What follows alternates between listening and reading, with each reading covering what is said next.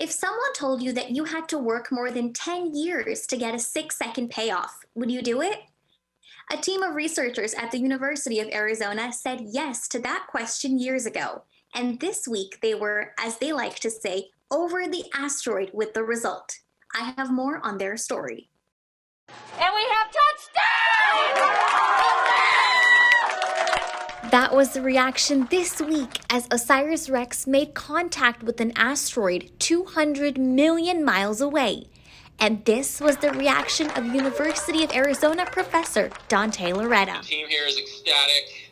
There's definitely tears of joy all around.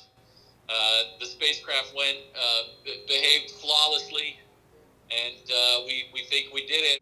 Loretta and his team from UArizona spent more than a decade to get to this point.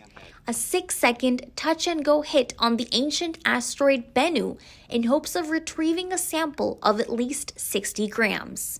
That way outperformed what anybody believed could be done. It was an amazing day. It scored a number of firsts for NASA, including the first time a spacecraft touched an asteroid to collect a sample. On Tuesday, OSIRIS-REx hit Bennu less than a meter from the target site. There were some surprises along the way.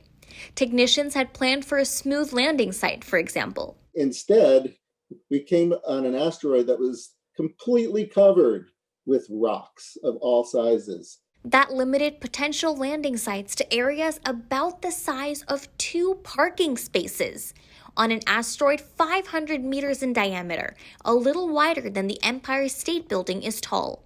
But the mission went on as planned. Down to the asteroid surface, do a quick touch of the asteroid and not attempt to land on it, collect the sample with our tag-SAM mechanism, and then get back off the surface. Early indications are that the touch-and-go collection was a success. In case you can't tell, I'm pretty excited about all of this. This is great news. Bennu was chosen because it comes relatively close to Earth and because it could be made of carbon and water. Those same elements are potential resources for future exploration of the solar system. Water would be one of the most valuable commodities that could be found in an asteroid because you could use it to support human colonies or stations, as well as to develop fuel sources. On Monday, teams will determine just how much sample was actually collected and will start figuring out how to analyze it. Of course, the University of Arizona will be a central organization in the analysis of the return material. We've got new laboratories that we've installed over the last couple of years. There's still the little matter of a return trip. OSIRIS-REx, which launched in 2016, is not expected to get back to Earth until 2023. The sample opening will be the moment of glory where we actually see what Bennu is made of. But this week, it was time to celebrate for the people who have been working on this mission for over a decade. And so I just wanted to make sure that I congratulated the teams. You guys all made not just the United States of America proud, but you made humanity proud. And, Loretta hopes, provided some inspiration for people all over. These kinds of missions get people excited.